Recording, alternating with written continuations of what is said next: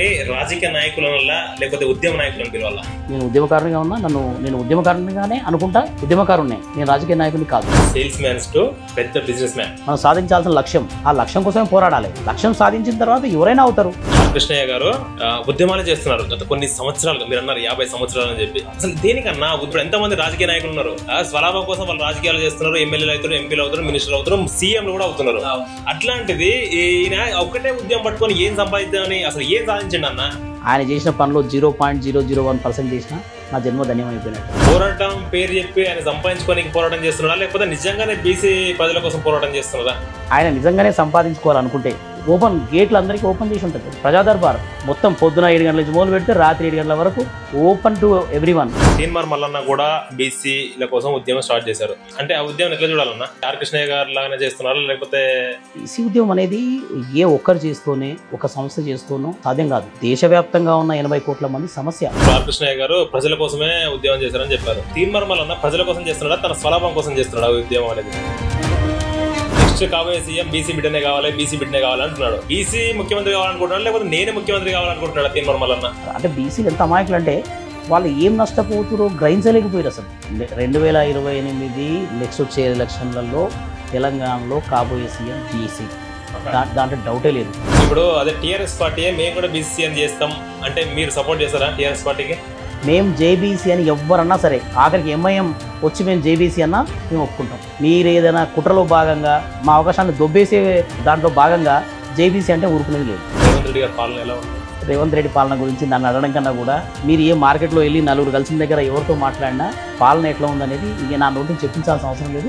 ఒకటే మాటలు చెప్పండి, who is best CM, KCR and Revanth Reddy? KCR పాలన బాగుండే, రేవంత్ రెడ్డి గారు ఇంకా బాగా చేస్తే బాగుంటుంది. మీకు కులపిచ్చి ఉంది అంటారు? ఇది కులపిచ్చి కాదు, మేము ఏ రోజు కూడా ఏ కులాన్ని ప్రోత్సహించడము.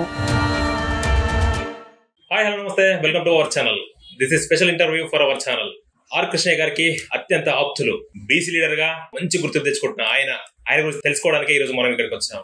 ఆయన చేసిన సేవలు, ఆయన చేసిన పోరాటం, అసలు ఆయన ఎవరి మీద పోరాటం చేస్తున్నారు, ఆ పోరాటం ఏంటి, జీవితంలో ఆయన ఫేస్ చేసిన ఆటుపోట్లు ఏంటి. అన్న నమస్తే. నమస్తే. గుజ్జ సత్యం గారు, బీసీ సంఘం జాతీయ ఉపాధ్యక్షులు. ఈ స్థాయికి వచ్చారన్న, చాలా హ్యాపీగా మిమ్మల్ని చూస్తే. మేము ఇంత దూరం వచ్చి మిమ్మల్ని ఇంటర్వ్యూ చేయడానికి కారణం ఏంటంటే మీ గురించి మేము తెలుసుకోవాలి బాగా. అంటే మీరు ఇప్పుడు గూగుల్లో సెర్చ్ చేయగానే మీరు కనిపిస్తున్నారు, కాకపోతే మీ గురించి చాలా మంది తెలియదు. మీరు చేసే పోరాటం తెలుసు, మీ గురించి తెలియదు. మీ యొక్క లైఫ్, మీ యొక్క జీవితం, అంటే మీ బాల్యం ఎక్కడన్నా? నాది Bhoodan Pochampally, up to 10th class వరకు, 1991 10th క్లాస్ బ్యాచ్. నేను పుట్టి పెరిగింది భూదాన్ పోచంపల్లిలో. చేనేత కుటుంబంలో అక్కడ గవర్నమెంట్ స్కూల్లోనే 10th క్లాస్ వరకు అక్కడే చదువుకున్నాను.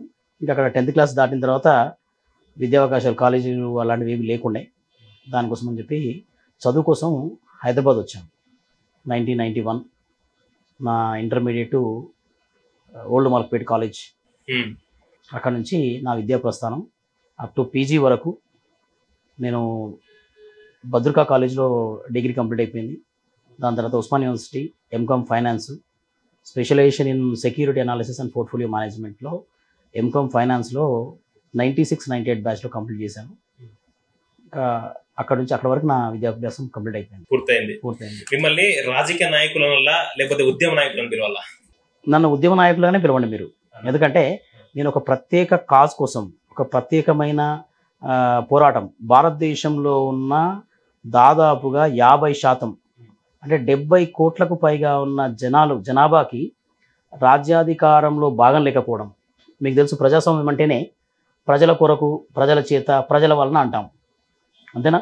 అలాంటి పరిస్థితుల్లో మరి అలాంటి ప్రజల్లో సగం ఉన్న బీసీలకు, ఓబీసీలకు ఎక్కడ రాజ్యాధికారంలో భాగం లేదు.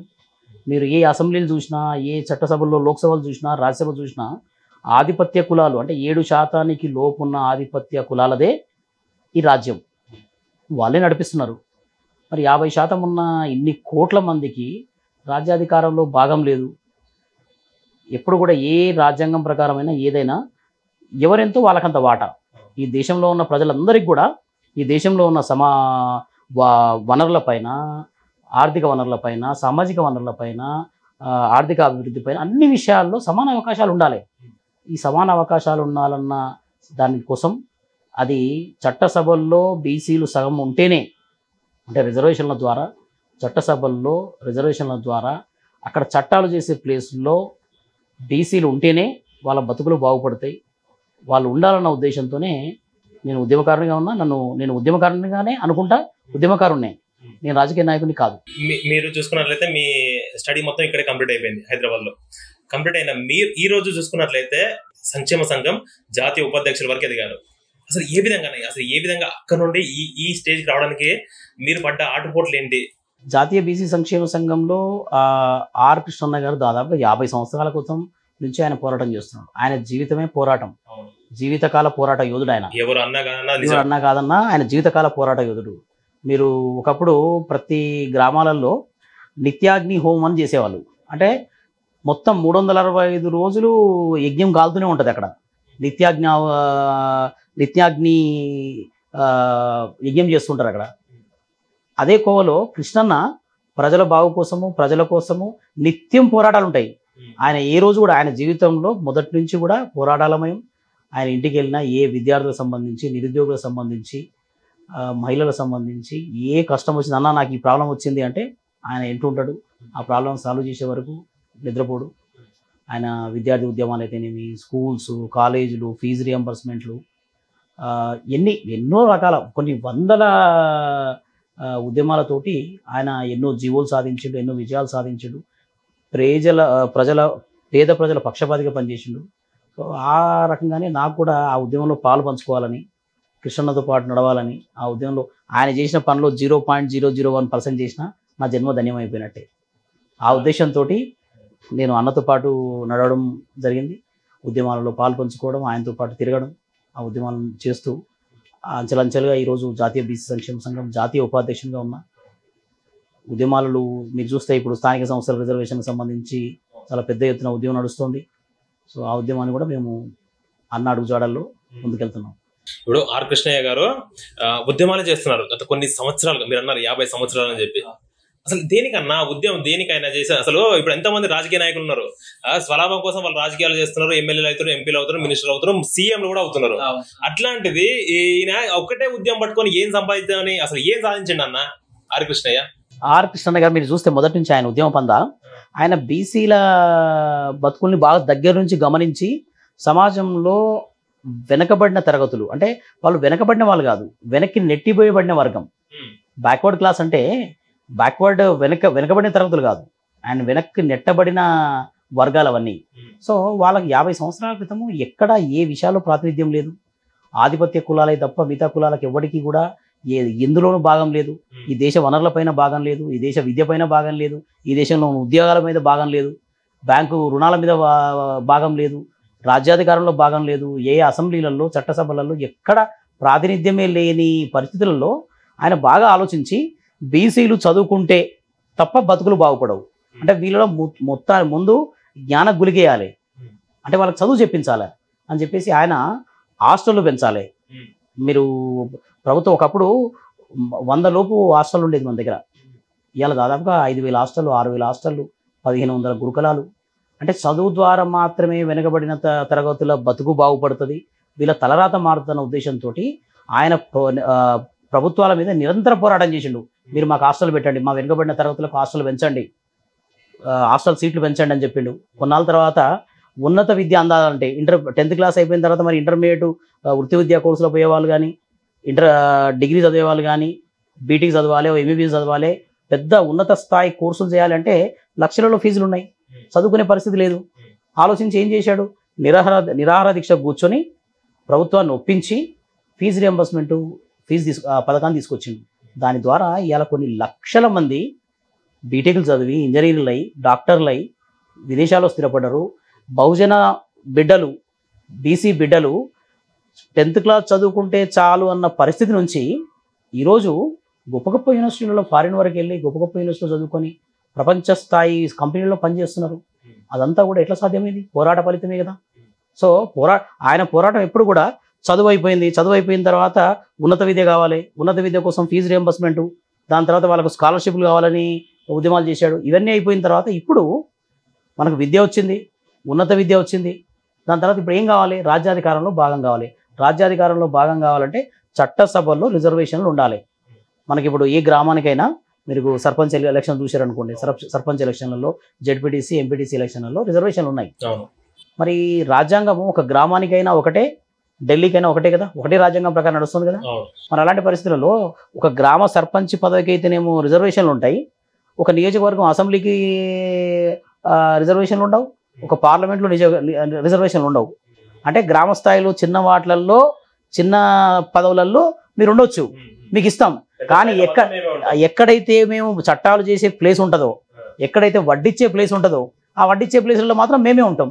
ఇది ఎక్కడ న్యాయం? ఇది సహజ న్యాయ సూత్రాలకు విరుద్ధం కదా. ఈ దేశంలో ఉన్న పౌరులదే ఈ ఆస్తి, అప్పులు బాగా పంచుకుంటున్నాం కదా. ఈ దేశానికి అప్పు అంటున్నారు కానీ ఈ దేశపు అప్పు ఆధిపత్య కులాలది, 6 మందిది, 8 మంది అంటలేరు కదా.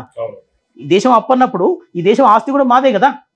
మరి ఈ దేశంలో ఉన్న వనరులు కానీ అన్ని రకాలుగా ఆర్థిక, సామాజిక, ఉద్యోగ, విద్య అన్నిట్లలో మాకు అవకాశాలు కావాలి.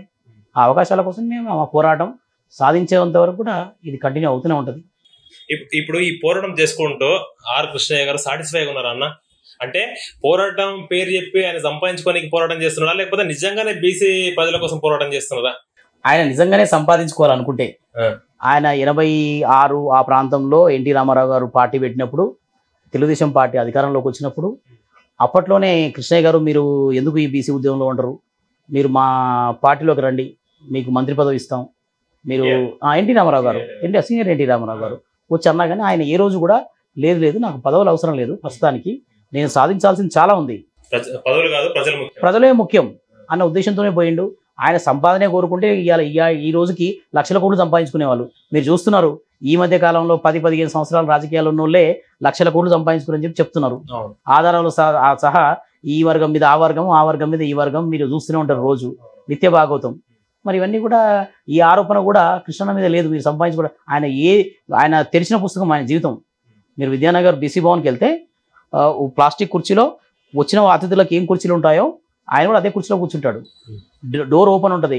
ఆయనతో కలవాలంటే ఏ పిఏనో ఇంకేనో కలవాల్సిన అవసరం లేదు. అన్న అని చెప్పి డైరెక్ట్గా వెళ్ళొచ్చు. ఆయన ఎదురుగా కూర్చుంటాడు. ఏ ఇష్యూ ఉన్నా ఆయనే మాట్లాడతాడు, ఆయనే చూస్తాడు.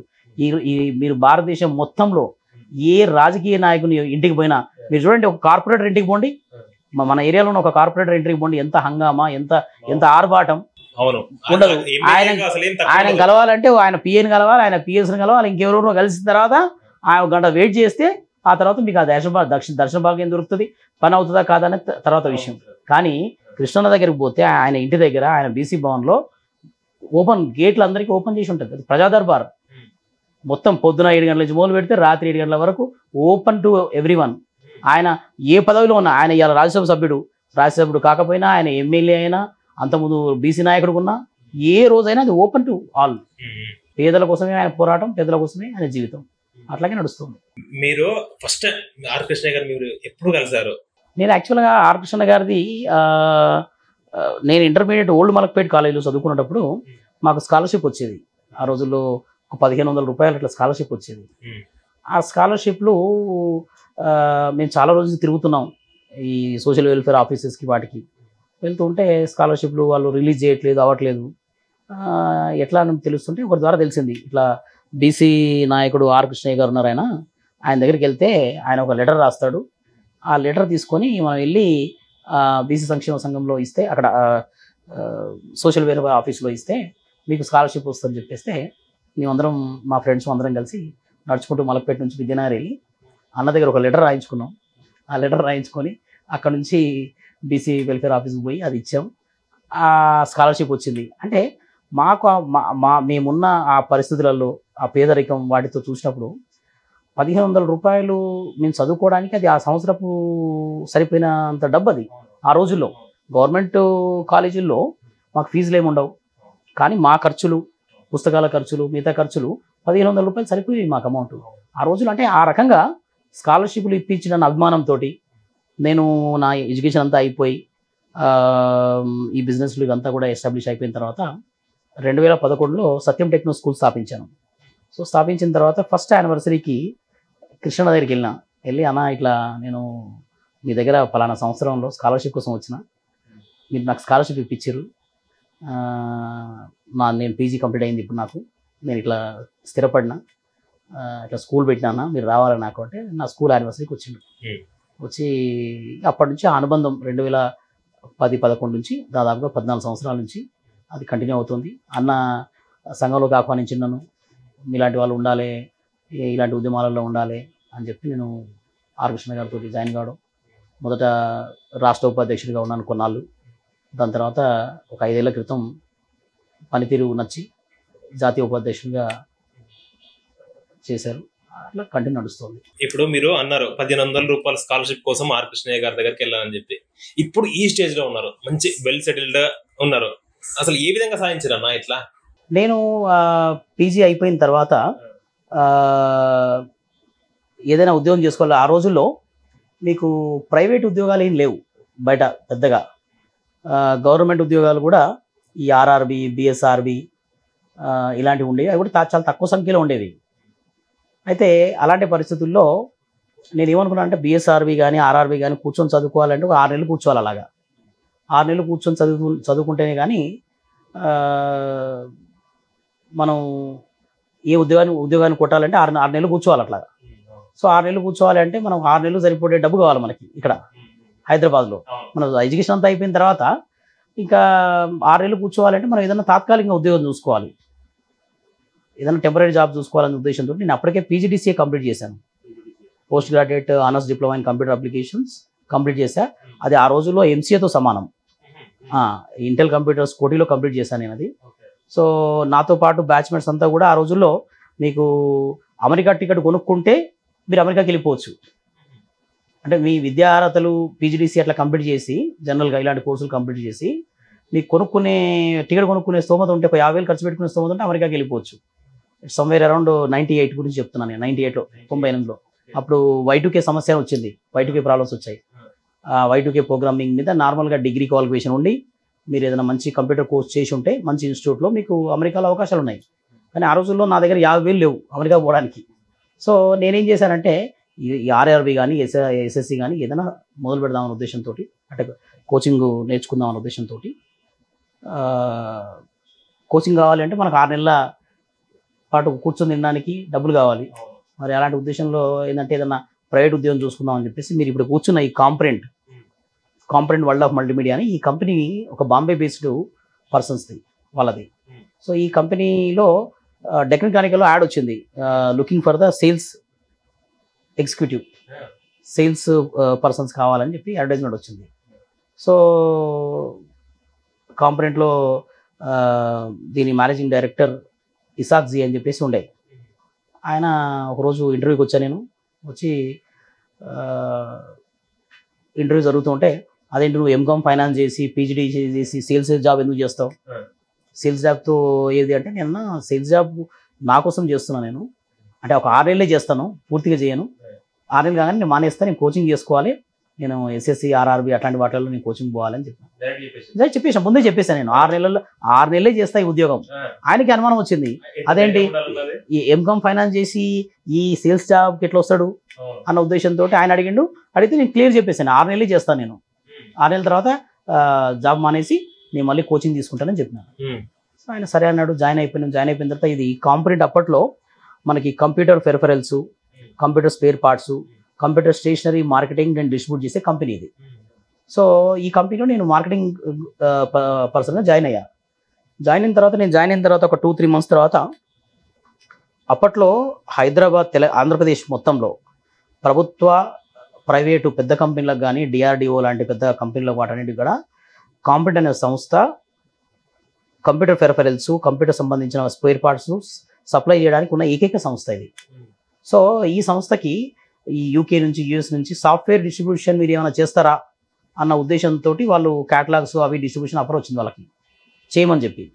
సో మా ఎండి గారు ఏమన్నారు, సత్యం నువ్వు ఆల్రెడీ పీజీడీసీ కంప్లీట్ చేసావు కదా, నీకు కంప్యూటర్ నాలెడ్జ్ ఉంది కాబట్టి నువ్వు ఇది ఒకవేళ నీకు ఇంట్రెస్ట్ ఉండి చేస్తాను అంటే నేను డిస్ట్రిబ్యూషన్ తీసుకుంటాను, నువ్వు ఈ డివిజన్ సపరేట్ చూసుకో కంప్లీట్గా అంటే. నేనేమన్నానంటే ఫైనాన్షియల్ వ్యవహారాలను మీరు చూసుకోండి సార్, మార్కెటింగ్ ప్రొక్యూర్మెంట్ సంబంధించిన మిగతా అని నేను చూసుకుంటాను.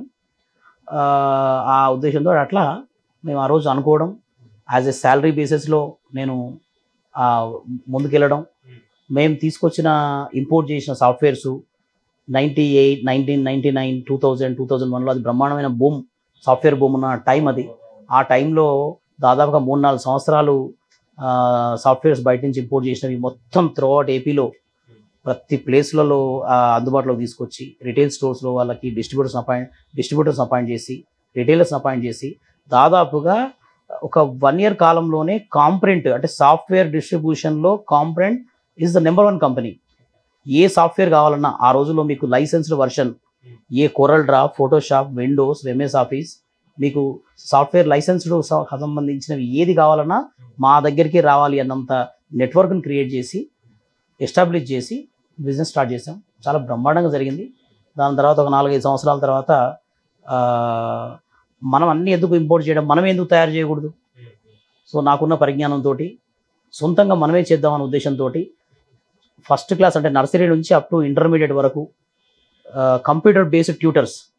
అప్పట్లో మీకు 2001, 2002లో ఈ డిజిటల్ ఎడ్యుకేషన్, ప్రొజెక్టర్స్ అలాంటివి లేవు.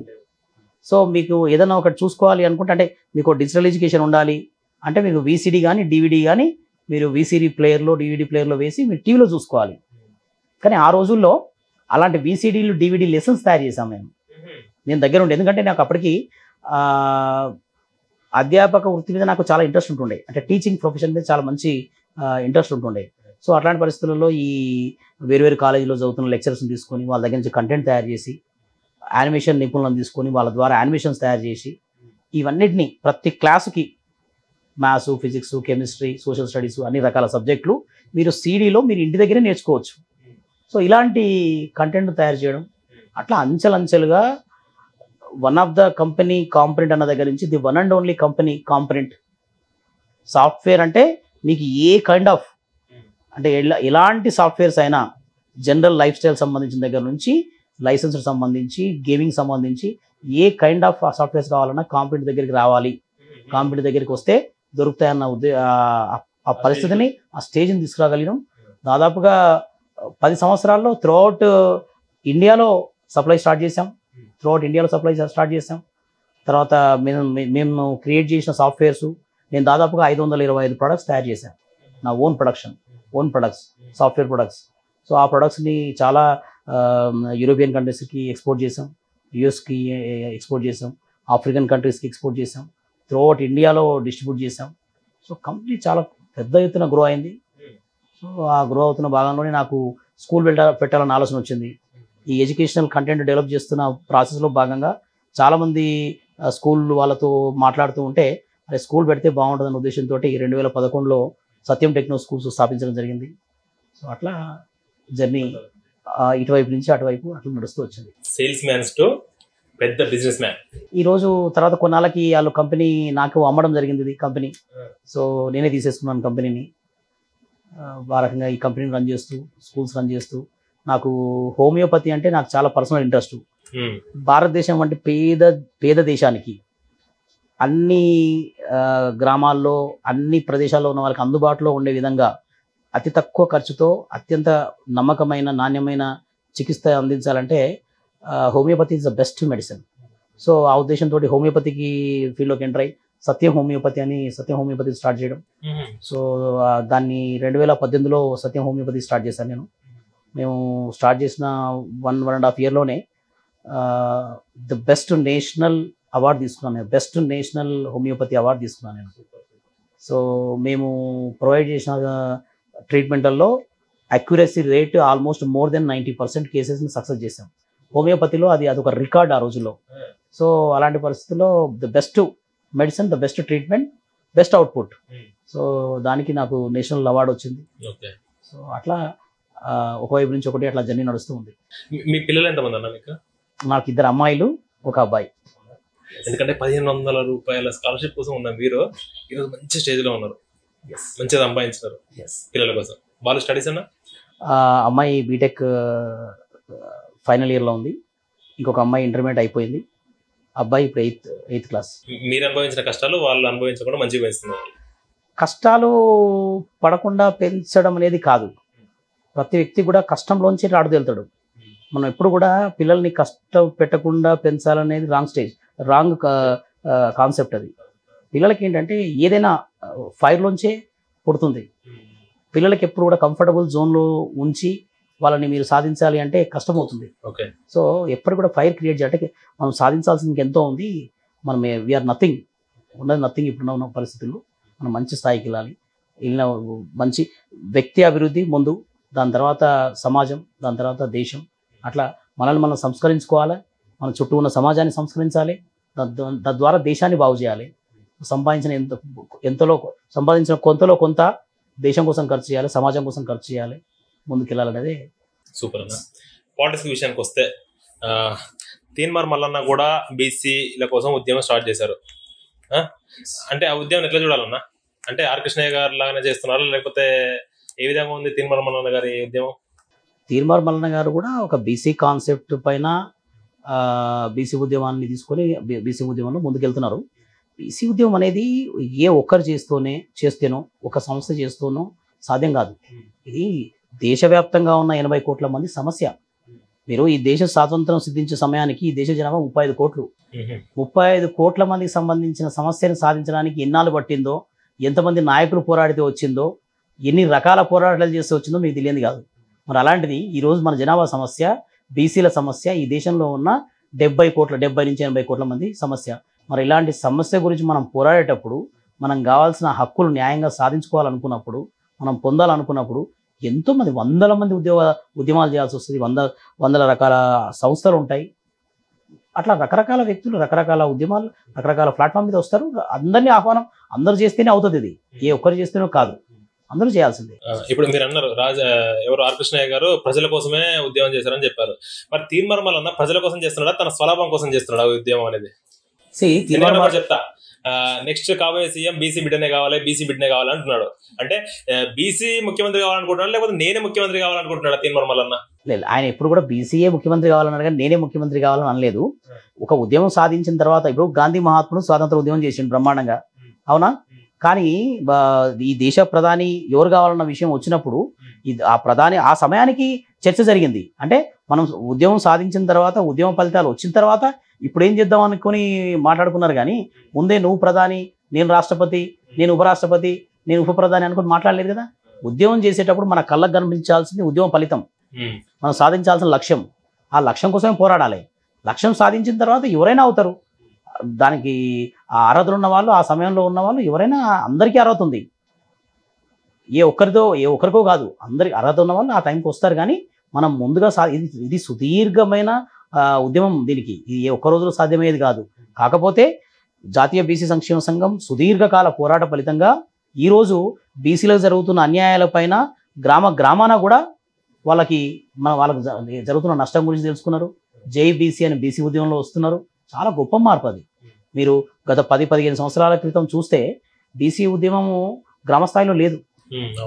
మీకు గ్రామ స్థాయిలో వాళ్ళకి బీసీ ఉద్యమం అంటే అది ఎంతో అర్థం కాకుండా ఉండే. అసలు అంటే బీసీలు ఎంత అమాయకులు అంటే వాళ్ళు ఏం నష్టపోతురో గ్రహించలేకపోయారు అసలు.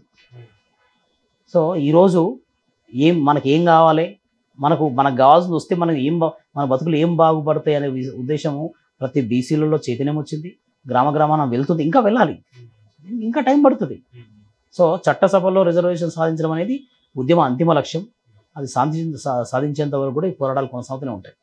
ఇప్పుడు అదే మీటింగ్ లో తీన్మార్ మల్లన్న గారు అన్నారు ఆర్ కృష్ణయ్య గారిని, అన్నా మీరు 2 రోజులు పోరాటం చేసి మీరు రిలాక్స్ అవ్వండి, రెస్ట్ తీసుకోండి, మేము నడిపిస్తామో అని మేము చూసుకోవడం అని అన్నాడు.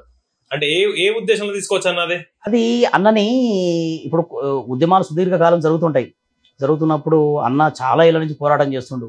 ప్రేమతో అని ఉండొచ్చు. అంటే దాన్ని మేము చేస్తాము అంటే మీరు సలహాలు ఇవ్వండి, సూచనలు ఇవ్వండి, మాలాంటి వాళ్ళని ముందుకు నడిపించండి అని ఒక పెద్ద తరహా ఇవ్వడం దాన్ని. అంతేగాని దాన్ని ఇంకో రకంగా చూడాల్సిన అవసరం లేదు. ఇంకో రకంగా అంటే అదే అంటారు, నెక్స్ట్ బీసీ సీఎం అంటున్నారు. ఇన్ని రోజుల నుంచి ఆర్ కృష్ణయ్య గారు చేస్తున్నారు. సుక్కున రేపు బీసీ సంఘాలు మొత్తం ఒక ఫామ్ ఏర్పడి అధికారంలోకి వచ్చిన తర్వాత ఆర్ కృష్ణయ్య గారు ఎక్కడ ముఖ్యమంత్రి అవుతారో నేను కావాలి కదా అని చెప్పి అట్లా అన్నాడు. మరి లేదు, ఆ ఉద్దేశంతో ఏం కాదు.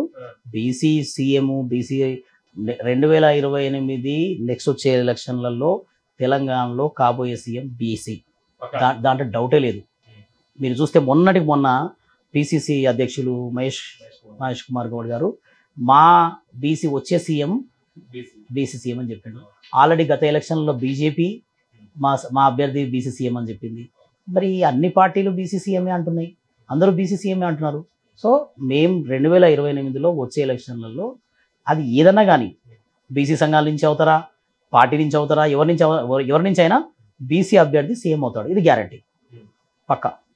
ఇప్పుడు అదే టీఆర్ఎస్ పార్టీ మేము కూడా బీసీ అని చేస్తాం అంటే మీరు సపోర్ట్ చేస్తారా టీఆర్ఎస్ పార్టీకి? మేము జేబీసీ అని ఎవరన్నా సరే, ఆఖరికి ఎంఐఎం వచ్చి మేము జేబీసీ అన్నా మేము ఒప్పుకుంటాం. మాకు జేబీసీ నినాదంలో బీసీల ఆత్మగౌరవం ఉంది, బీసీలు ఇన్నాళ్ళు పడిన కష్టం ఉంది, ఇన్నాళ్ళు నష్టపోయింది ఉంది. జేబీసీ అని ఎవరు వచ్చినా మేము ఆహ్వానిస్తాం, ఎవరు మా ఉద్యమానికి తోడున్నా మేము వాళ్ళందరినీ స్వాగతిస్తాం. మాకు వీళ్ళు అనాలి వాళ్ళు అనొద్దు అనేది ఉద్దేశం ఏమీ లేదు. కాకపోతే మీరు అనే జేబీసీ నినాదంలో కుట్ర లేకపోతే, కుతంత్రాలు లేకపోతే మేము స్వాగతిస్తాం. కానీ మా అవకాశాలను కొల్లగొట్టడంలో భాగంగా, మీరు ఏదైనా కుట్రలో భాగంగా మమ్మల్ని మా అవకాశాలను దొబ్బేసే దాంట్లో భాగంగా జేబీసీ అంటే ఊరుకునేది లేదు. మీరు ఎందుకోసం జేబీసీ అంటున్నారో, దేనికోసం జేబీసీ అంటున్నారో అర్థం చేసుకునేంత అమాయకులు కాదు బీసీలు. ఈ రోజులలో అందరికీ రాజకీయ చైతన్యం వచ్చింది. ఒక రాజకీయ నాయకుడు ఏమంటే ఏ నినాదం వెనక ఏ లక్ష్యం ఉంది, ఏ నినాదం వెనక ఏ స్వార్థం ఉందన్న విషయాన్ని గమనిస్తున్నారు. అంత అమాయకులు కాదు బీసీలు, ప్రజలు ఎవరు కూడా అంత అమాయకంగా లేరు. సో ఏ పార్టీలు ఎందుకు బీసీ అంటున్నాయి, ఇన్నాళ్ళ నుంచి అధికారంలో ఉన్నప్పుడు అనే పార్టీలు ఈరోజు కొత్తగా ఎందుకు జేబీసీ అంటున్నాయి, ఇవన్నీ కూడా గమనిస్తున్నారు. సమయం సందర్భాన్ని బట్టి వాళ్ళ చేతికున్న ఆయుధం వచ్చిన రోజు ఆ ఆయుధం తోటి వాళ్ళు చేస్తారు, వాళ్ళు చేసే పని చేస్తారు. ఇప్పుడు చూసుకున్నట్లయితే రేవంత్ రెడ్డి గారి పాలన ఎలా ఉందన్న? రేవంత్ రెడ్డి పాలన గురించి నన్ను అడగడం కన్నా కూడా ఏ టీవీ ఓపెన్ చేసినా, ఏ ఛానల్ ఓపెన్ చేసినా, ఎక్కడ చూసినా, ఏ ఛానల్లోనే కాదు, మీరు ఏ మార్కెట్లో వెళ్ళి నలుగురు కలిసిన దగ్గర ఎవరితో మాట్లాడినా పాలన ఎట్లా ఉందనేది ఇక నా నోటిని చెప్పించాల్సిన అవసరం లేదు. మీరు వింటూనే ఉన్నారు, మాకన్నా ఎక్కువ మీకే తెలుసు. ఈ 5 సంవత్సరాలు ఎలా తీస్తారంటారా కాంగ్రెస్ పార్టీ? ఇంకా అది వాళ్ళ ఇంటర్నల్ వ్యవహారం అది. కాకపోతే ఏంటంటే తీవ్ర వ్యతిరేకత నడుస్తుంది, గందరగోళం నడుస్తుంది. మీరు చూసారు ఈ మధ్య కాలంలో రాహుల్ గాంధీ గారు బీసీల కులగణన జరగాలి అని ఒక మంచి కాజ్ తీసుకున్నాడు. ఆయన భారత్ జోడో యాత్రలో స్పష్టంగా చెప్పిండు, ఈ దేశ ప్రజలు ఈ దేశంలో ఎంత శాతం ఉన్నారో అంతమందికి వాళ్ళ జనాభా ప్రకారము వాళ్ళ ఫలాలు దక్కాలి అని చెప్పేసి క్లియర్గా చెప్పిండు ఆయన. దాంట్లో భాగంగానే వాళ్ళు Congress party BC declaration, Kamareddy డిక్లరేషన్లో 42% బీసీలకు స్థానిక సంస్థలు రిజర్వేషన్లు ఇస్తాం, 42% ప్రభుత్వ సివిల్ కాంట్రాక్ట్లలో, ప్రభుత్వ మెయింటెనెన్స్ కాంట్రాక్ట్లలో కూడా రిజర్వేషన్లు ఇస్తాం 42% అని చెప్పింది. ఆ చెప్పడంలో భాగంగానే ఈ మధ్య కులగణన అని ఏదో చేసిరు. అది చిత్తశుద్ధి లేని కులగణన కాదు, అది సమగ్ర కులగణన కాదు, అసమగ్ర కులగణన అది. సో దాని మీద మేము తీవ్రంగా పోరాటం చేస్తే ప్రభుత్వం మళ్ళీ దిగి వచ్చి కొంతమందిని వాళ్ళే ఒప్పుకున్నారు. 3.1% జనాలు అందులో మిస్ అయ్యారు, చాలామంది కుటుంబాలను లెక్కించలేదు అని చెప్పేసి మొన్న 16 తారీఖు నుంచి మళ్ళీ 28 తారీఖు వరకు మళ్ళీ ఇంకోసారి సమగ్ర కులగణన కొరకు వ్యవహారం నడుస్తుంది. ఒకటే మాటలు చెప్పండి, who is best CM, KCR and Revanth Reddy? KCR Revanth Reddy అంటే కాదు, ప్రజలు ప్రజా సంక్షేమాలు, శాంతి భద్రతలు, రాష్ట్ర ఆర్థిక వ్యవహారాలు, ఈ పరిస్థితులను బేరీజ్ చేసుకొని ప్రజలు ఒక అంచనాకు వస్తారు. అంచనాలో ఈరోజు ప్రతి ఒక్కరు కూడా కేసీఆర్ పాలన బాగుండే, రేవంత్ రెడ్డి గారు ఇంకా బాగా చేస్తే బాగుంటుంది, లోకాలను ఎత్తి చూపిస్తున్నారు. అంటే ఇదంతా కూడా రాజకీయ చైతన్యం. ఈ రాజకీయ చైతన్యంలో ప్రతి ఒక్కరు కూడా, మూలనున్న ముసలమ్మ కూడా ఒక 2 నిమిషాలలో ఏముందో చెప్పేసి పరిస్థితికి వచ్చేసింది. ఒకప్పటిలాగా లేవు రోజులు. ఏమున్నాయి, పింఛన్ టైంకి వస్తుందా, ఉద్యోగాల జీతాలు టైంకి వస్తున్నాయా, అన్ని సవ్యంగా నడుస్తున్నాయా, నడవట్లేదా, వ్యవస్థలు ఎట్లున్నాయి, ప్రభుత్వ యంత్రాంగం ఏముంది, ప్రతి ఒక్క విషయం ప్రతి ఒక్కరికి అర్థమవుతుంది. అర్థమవుతున్న దాని ప్రకారమే ప్రజలు వాళ్ళ అభిప్రాయాన్ని చెప్తున్నారు, దాని ప్రకారమే నడుస్తుంది. ఓకే అన్న, ఇప్పుడు ఒక చిన్న విషయం మల్లన్నదే చూసుకున్నట్లయితే, ఆయన అదే మీటింగ్ లో మొన్న జరిగిన వరంగల్లో జరిగిన మీటింగ్ లో రెడ్డిల్లో ఒక కామెంట్ చేసిండు. అది ఏ విధంగా చూసుకోవచ్చు అన్న? మీరు అంటే ఆ ఉద్యమాలు ఏవైనా సరే, ఉద్యమ భావజాలం, భాష అనేది వాటికి కొన్ని పరిమితులు ఉండాలి. మాకు కృష్ణన్న గారు నేర్పిన ఉద్యమ పాఠం అది. ఆయన మీరు 50 సంవత్సరాల్లో ఏ రోజు కూడా ఏ నాయకుని పైన కూడా ఒక పరుష పదం ఉపయోగించలేదు. ఉద్యమాలలో కొంత అదువాదులు ఉంటారు, కొంత మితవాదులు ఉంటారు. ఏదేమైనా సరే మాకు ఆధిపత్య కులాలపైన మాకు ఏం కోపం లేదు, మాకేమీ ఆవేశం లేదు, ఇంకోటి కాదు. మా భాగం మాకు రావాలన్నదే మా ఆకాంక్ష, మా ఉద్యమం. మేము ఎంత ఉన్నాము, మా జనాభా లెక్కించండి, మాకున్న జనాభా ప్రకారం మాకు అవకాశాలు కల్పించండి అంటున్నాం. మీ మీ అవకాశాలు లేదంటే మీరేదో తీసుకుంటున్నారనే ఉద్దేశం కాదు మాది. మా అవకాశాలు మాకు కావాలని అంటున్నాం. దాంట్లో మీ మీద కోపాలు అట్లాంటివి ఏం లేవు. అది వ్యక్తిగతమైన కామెంట్లు కానీ, ఒక కులాన్ని కించపరిచే మాటలు కానీ, ఒక వ్యక్తులను కించపరిచే మాటలకు కానీ మేము జాతీయ బీసీ సంక్షేమ సంఘం వ్యతిరేకం. జాతీయ బీసీ సంక్షేమ సంఘం ఈ రోజు కూడా ఇలాంటి పరుష పదాలు ఏ ఆధిపత్య కులాలపైన కూడా ఎప్పుడు ఉపయోగించలేదు. మేము అంటే ఆ కైండ్ ఆఫ్ అది మా నాయకుడు ఎప్పుడు చెప్పలేదు మాకు. మీకు ఒక చిన్న వర్డ్ అంట, మీకు కులపిచ్చి ఉంది అని అంటారు, నిజమేనా? ఇది కులపిచ్చి కాదు. మేము ఏ రోజు కూడా ఏ కులాన్ని ప్రోత్సహించడమో, ఏ కులాన్ని ఈ కులానికే బాగు చేయాలి, ఈ కులమే ముందు ఉండాలనేది మేము ఏ రోజు చెప్పాం. మేము ఏమంటామంటే ఈ దేశంలో ఉన్న ప్రజలు, ఈ దేశంలో ఉన్న వనరులు ఎంతమంది ఉన్నారో వాళ్ళ వాటా ప్రకారం ఈ దేశ వనరులను పంచమంటున్నాం. ఏ కులానికి మేము వత్తాసు పలకట్లేదు, ఏ కులానికి పైపు వెళ్ళట్లేదు. ఈ దేశంలో మీరు లెక్కలు తీస్తే భారతదేశంలో జనాభా లెక్క జరగట్లేదు. 1931 తర్వాత ఇంతవరకు భారతదేశ జనాభా, బీసీల జనాభా లెక్క తీయలేదు. మీరు చూస్తే బయట రోడ్డు మీదకి వెళ్తే కరెంటు స్తంభాలు ఎన్ని ఉన్నాయో లెక్కలు ఉంటాయి, దానికి ఒక నెంబర్ ఉంటుంది. టెలిఫోన్ బిల్లు వాటిపైన స్తంభాలపైన లెక్కలు ఉంటాయి.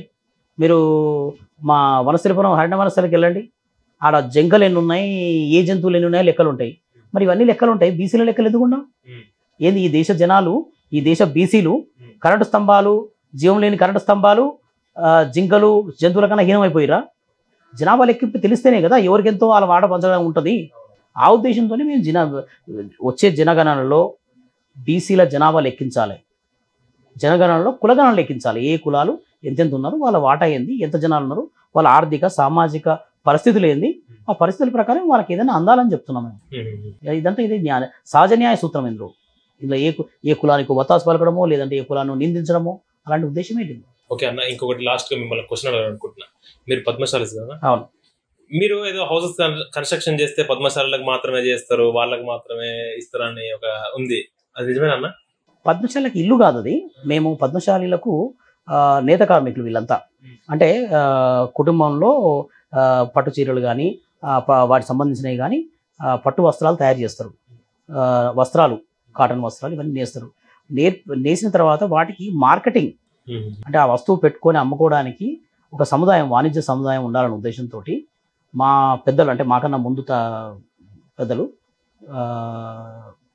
ఒక ఫర్ కమ్యూనిటీ బై కమ్యూనిటీ అనే కాన్సెప్ట్ తోటి ఒక వాణిజ్య సముదాయాన్ని నిర్మించి పద్మశాలీలకి దాన్ని కేటాయించి వాళ్ళు తయారు చేసిన వస్త్రాలని వినియోగదారులకు మన కాస్ట్ ఆఫ్ ప్రొడక్షన్కి తక్కువ రేటుకి అందించాలనే ఉద్దేశంతో మేము ఈ కాన్సెప్ట్ మొదలుపెట్టాం.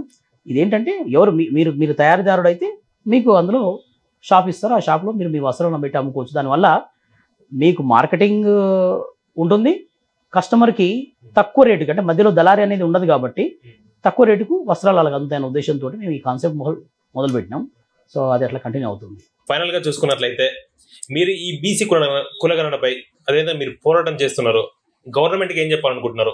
తెలంగాణ ప్రభుత్వం వాళ్ళు వాగ్దానం ఇచ్చిన ప్రకారము తెలంగాణలో సమగ్ర కులగణన చేసి ఆ కులగణనలో బీసీలు 56% పైగా ఉంటారు.